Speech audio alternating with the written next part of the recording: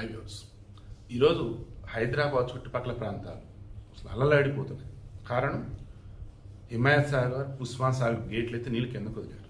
వేల క్యూసెక్కుల నీళ్ళు కిందకు వస్తాం, ఆటోమేటిక్గా మూసీలో కలుస్తాం. ఈ మూసీ అన్నది హైదరాబాద్ సిటీలో ఎక్కడ ఎంటర్ అయింది, ఎక్కడ ఎండ్ అయింది అని చూసుకుంటూ ఉన్నప్పుడు ఈ మధ్యన ప్రాంతాలు ఏవైతున్నాయో అన్నీ కూడా అల్లలాడిపోతున్నాయి. ఇప్పుడు నేను చెప్పేది మొన్నటిగా మొన్న అమరావతికి సంబంధించి పొలాల్లో నీళ్లు ఉంటే, అమరావతికి సంబంధించి కన్స్ట్రక్షన్ చేస్తున్నప్పుడు గుంతలు ఉంటాయి, అక్కడ నీళ్లు ఉండి ఉండగానే అమరావతి మునిగిపోయింది, అమరావతి మునిగి హడావుడి చేశారు వాళ్ళ కోసం. అండ్ వర్షం వచ్చినప్పుడు నీరు పళ్ళ మెరుగు అన్నట్టు ఆబ్వియస్లీ పారే ఇది లేనప్పుడు పళ్ళం ఎటువంటి నీళ్ళు వచ్చేస్తాయి. ఈ రెండు మెన్షన్ చేయడం నాకు ప్రధాన ఉద్దేశం. ప్రజెంట్ హైదరాబాద్ చుట్టుపక్కల ఉన్న వాళ్ళు, హైదరాబాద్ లోపల ఉన్న వాళ్ళు, మూసి పరివాహ ప్రాంతాల వాళ్ళు దయచేసి జాగ్రత్త.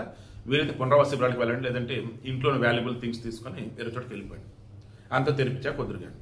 ఈరోజు హైదరాబాద్లో MGBS Mahatma Gandhi bus stand అక్కడ సైతం వరద వచ్చేసి మూసి వరద, దాని పక్కనే మూసినది కదా, దెబ్బకి ఎక్కడెక్కడ ఆపేశారు. ఇటు మహబూబ్ నగర్, కర్నూలు సైడ్ నుంచి వచ్చే బస్సులు వచ్చేసి ఆరాంగర్ దగ్గర ఆపుతున్నారు. అటు నుంచి అటు ఇటు నల్గొండ, మిర్యాలగూడ, ఖమ్మం నుంచి వచ్చేవి దిల్సుఖ్నగర్ ఆపుతున్నారు. తర్వాత వరంగల్, జనగాం ఇటు సైడ్ నుంచి వచ్చేదేమో ఉప్పల్ దగ్గర ఆపుతున్నారు. ఇటు వచ్చేసేమో మన దిల్సుఖ్నగర్, ఉప్పలు, రైట్. ఇటు ఉత్తర తెలంగాణ నుంచి వచ్చేసి మన జేబీఎస్ దగ్గర ఆపేస్తున్నారు. ఇంకా అటు నుంచి అటు వెళ్ళాలి. ఓవరాల్గా అన్నప్పుడు ఈరోజు మూసి వచ్చేసి ఎలా ప్రవహిస్తుందంటే, మోసారాంబాద్ దగ్గర కొత్త బ్రిడ్జి కడుతున్నారు. ఆ బ్రిడ్జికి సపోర్ట్ కూడా రాడ్లు అవి పెడతారు. ఆ బ్రిడ్జి నుంచి ఎత్తది, దాని నుంచి కూడా వెళ్ళిపోయి ఇనపరాడు కూడా కొట్టుకేసింది. ఇక వేరే చాదరగడ్డ బ్రిడ్జిలు మొత్తం మూసేశారు. మిగతా చోట్ల చూసుకుంటూ ఉన్నప్పుడు కొన్ని చోట్ల మూసి నది పక్కన ఉండి ఆక్రమించుకొని నార్మల్గా వండుకొని మొత్తం ఇల్లు మునిగిపోయింది. సో ఈ క్షణాన హైడ్రా రంగనాథ్ గారు, ముఖ్యమంత్రి రేవంత్ రెడ్డి గారు అసలు ఏంటి వరదలు ఏంటని క్రాస్ చెక్ చేసుకున్నప్పుడు అర్థమైంది ఏంటి అంటే, నాలాలు కూడిపోయి ఉంటాం, ఓకేనా. తర్వాత ఆ మూసి నది చుట్టుపక్కల వచ్చేసి ఆక్రమించేసి కట్టడాలు కట్టడం, అండ్ గతంలో ఎన్నడూ లేని విధంగా భారీ వర్షాలు రావటం, క్లౌడ్ బరెస్ట్. వీటికి తోడు ఈ నగరాల్లో హైదరాబాద్లో వర్షాలు గట్టిగా పడుతున్నాయి. నీళ్ళు భూములు ఇంకుండా మొత్తం ఎక్కడ కాంక్రీట్ కదా, నీళ్ళు ఏమవుతున్నాయి, నీ భూములు ఇంకట్లేదు, మొత్తం కాంక్రీట్ స్లాబ్లు వేసేసి కింద మొత్తం ఉన్నప్పుడు నీరుకి కిందకే కదా రావాలి. సో అలా. సో అంతిమంగా నేను చెప్పేది, అమరావతి అనేది నిర్మాణంలో ఉంది, ఆడికి కట్టడాలు రాలి.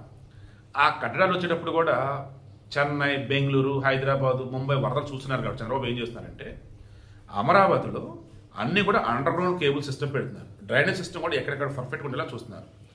గ్రీన్ సిటీ లాగా ఉండేలాగా అమరావతి చూస్తూ ఉన్నారు. అంటే నిర్మాణాలు వస్తాయి కానీ అడ్డదిడ్డంగా రావు. నిర్మాణాలు ఉంటాయి, అన్ని సిస్టమేటిక్గా ఉంటాయి. దానిని డిస్ట్రాయ్ చేద్దామని చూసాడు జగన్మోహన్ రెడ్డి. బట్ ప్రకృతి వచ్చేసి, ఏపీ ప్రజలు వచ్చేసి లేదు అమరావతి మేము నిర్మించుకుంటామన్నట్టుగా, అమరావతి ఒక గొప్పదైన నగరంగా రూపొందాలన్నట్టుగా ఇప్పుడు అయిపోయింది. సో అంతిమంగా నేను చెప్తుంది ఏంటంటే, మనం తెలుగు వాళ్ళం, రెండు తెలుగు రాష్ట్రాల్లో ఉంటున్న వాళ్ళం.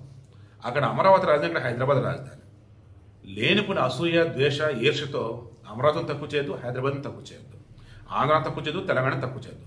మన గురించి చూడండి వాగితే వాడిని అవరద్దు. అర్థమైందా? అన్నదమ్ముల్లాగా విడిపోయాం, అన్నదమ్ముల్లాగా ఆప్యాయతలతో, ప్రేమానురాగాలతో ఉందాం. అంతే తప్ప బురజల్లుకోవద్దు, మన మీద మనమే విషం చిమ్ముకోవద్దు. హైదరాబాద్ మూసి పరివాహ ప్రాంతంలో జాగ్రత్తగా ఉండండి. ఎంజీబీఎస్ బస్ స్టాండ్కి ఎవరు వెళ్ళకండి. అటు వచ్చేసి ఆరాంఘర్, ఇటు వచ్చేసి దిల్సుఖ్నగర్, అటు వచ్చేసి ఉప్పల్, ఇటు వచ్చేసి జేబీఎస్. మీరు ఆ సైడ్ వెళ్ళాలనుకునేటప్పుడు ఈ ప్రాంతాల దగ్గర, ఆ బస్ స్టాండ్ దగ్గర మీరు ఆగిపోండి. అంతిమంగా మరలా చెప్తున్నా, నగరీకరణ అన్నప్పుడు, ఆధునీకరణ అన్నప్పుడు ప్రకృతి విధ్వంసం చేసేలా ఉండొద్దు. ప్రకృతి వచ్చే స్థానంలో మనల్ని ఆ ప్రళయంలాగా వచ్చి కల్పేసుకునేలాగా ఉండకూడదు. దేనికి ఒక లిమిట్ అనేది ఉంటుంది. ఆ లిమిట్ ప్రకారం మనుషులైనా, ప్రకృతి అయినా, ఏదైనా ఉండాలి.